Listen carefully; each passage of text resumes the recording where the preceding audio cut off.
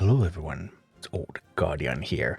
We have 2 weeks of Siege of Ironforge ahead of us, and now that sieges always give you the maximum XP when you win a game, up to the daily level cap of 50,000, and obviously the question is, well, what is the best XP farm in Siege of Ironforge?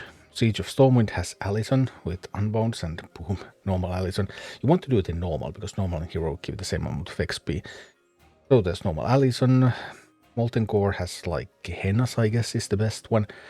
But what about Ironforge? And so I ventured into Ironforge trying to figure out how fast can I kill the normal bosses in the open queue.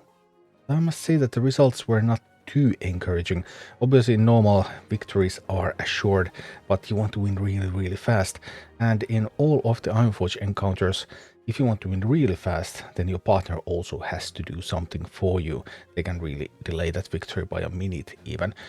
But anyway, here's what I've been using when I've been trying to kill the bosses quickly.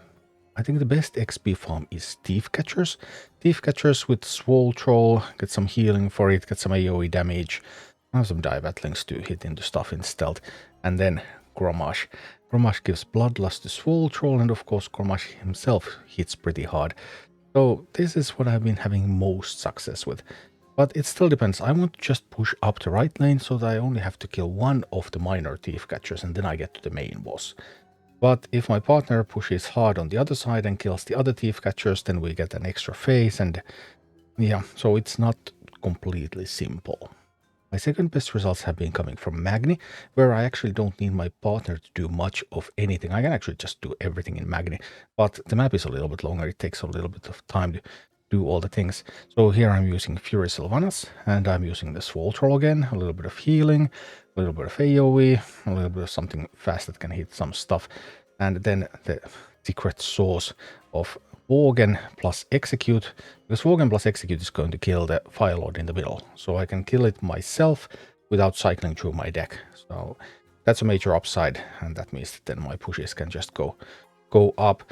I push at Magni. The first time towers go down, I defend. The second time towers go down, I don't defend. I just keep pushing all the way to the end, and boom, that's it. But the map is so big, it takes a while to get to Magni.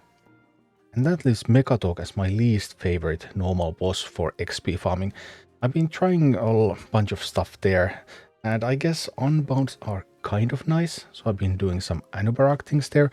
You could use Anub'arak in the heroic version too, of course, so you don't necessarily want to commit to the normal version with this, but I mean, obviously there are many options that you can use. You're not really afraid of being locked out of a leader, because there are always viable options. Anyway, Anub'arak, Unbounds, because you can drop Unbounds on top of the gnomes, you can drop Unbounds on top of the bombs, and then stuff is just going to explode.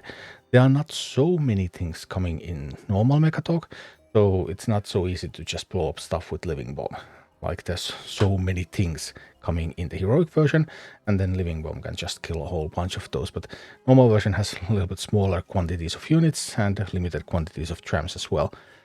But Anub'arak has been doing okay, but it still easily takes more than 2 minutes to get it done, so not ideal. Anyway, here are some of my attempts to get fast kills on the normal Siege of Ironforge bosses in the open queue with these armies. So here we go against the Thiefcatchers in normal with Gromash. So my plan here is I would like to take all the towers, because they help defend when all those stealth minis come, and I would just want to push up the right lane so that I would only kill one of the mini bosses, and then I would get to kill the main boss. So here, let's go, see what happens. My partner is sending a mountaineer on that side and others on the other side. Okay, that's good. That's good. So we have and a meat wagon in the middle. All right, that is excellent. So now all of the towers are bound to fall. Now Arthas is in a bit of trouble against all of those harpies soon, but I'm going to send a witch doctor to help him. But other than that, I really try to push up the right side. Arrow pointing just towards top. Now this Arthas is going through mid, and that means that Arthas is going to engage multiple mini bosses. But I'm trying to get to the main boss. Alright, we have Gromash there. We have Soul Troll there. We'll have some DPS. One phase done. That's sweet. Sending out some dire battlings to clean up those Defiance bandits. Alright, 2 phases done. Now, unfortunately, the mines managed to kill a bunch of my stuff. I'm sending Gromash and Soul Troll up there again. I may have positioned the Priestess poorly, because now it's going to run into a second mine there. Is it? No, it's actually able to heal. That's splendid. That is wonderful. Alright, and now let's push, push, push, push, push. And get that one down, and there goes. So that's Thiefcatchers when things go pretty well. And here's Gelbin Mekkatorque, normal version, running Anub'arak. Problem with Anub'arak, obviously, well, there's 2 things. One thing is that you might want to do heroic with Anub'arak, and the second is that the beetles. You often run into positions where Anub'arak stops spawning beetles. I'm not completely certain why is that. There have been various explanations sent, so like summoning a second Anub'arak, or something happening when Anub'arak is burrowed, or, well, there's a whole bunch of alternatives on what is wrong. I'm not sure if that's fully, I think that is not fully explored on what exactly, or if there's multiple reasons why Anub'arak sometimes stops spawning beetles, but that will obviously hurt a lot when that happens. So, anyway. Here we go, trying to get some towers, trying to get some things going, trying to send some beetles out there. But the thing with Mekkatorque is that Mekkatorque has so many of those damage shields. Mekkatorque now has a damage shield. Once I kill the chickens, there's going to be a temporary shield. At every phase change, there's going to be a temporary shield. So you're just waiting a lot of time already without anything happening. Just because Mekkatorque was always immune. But be that it may, here we go. And I managed to lose the Anub'arak. Now I have to re-summon Anub. We got rid of the chickens. There's a few bombs coming. Nothing too special. Let's kill some huntresses. Boom, boom, boom. And phase change, damage shield. And this damage shield is 99%. Most damage shields in the game are just 90%. Okay, phase change. Damage shield. So you're just constantly waiting for those damage shields to go away. And here I'm dropping some unbounds on top of those big bombs. So when unbounds drop on them, they explode. And whelps are great, as you can see, because whelps, they just destroyed the bomb and the whelps survived. Alright, then we managed to get to the mecha phase, and that causes a small wipe on the nearby board. We'll keep dropping stuff on top of those big bombs. The whole bunch of Robognomes coming through the middle. I could drop stuff on the Robognomes as well. They too will explode if I drop right on top of them. Like here we go, and actually we didn't manage to drop quite that on top of them. Alright, so a little bit of defense is needed. Oh, I'm losing the Anub. That means that I'm going to need another Anub'arak again. So that tower is probably going. I don't think I mind that tower. I could just send Anub on the other side or through the mid or something, and then would have started attacking Mekkatorque, I guess. I could be a little bit more aggressive in order to get this done a little bit faster. I believe that would still be possible. Taking defensive considerations into too seriously. Either way. Killing those, and then let's just drop stuff on Mekkatorque again. Pow and pow and poison it and poison it again. Now there's no more phase changes, no more poison clears. All I need is just to get a lot of poison on it, and then it finally goes down. But all of those immunities make it a little awkward. And finally there is Magni.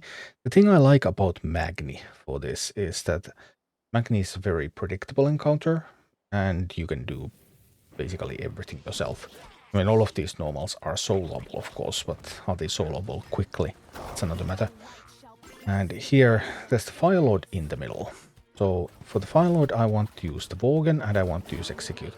I could wait until Firelord is shooting at something else, then the Worgen would have a little bit more of a lifespan. Now, of course, Worgen meeting a Fire Elemental there is not that great, but I mean, the Firelord is down.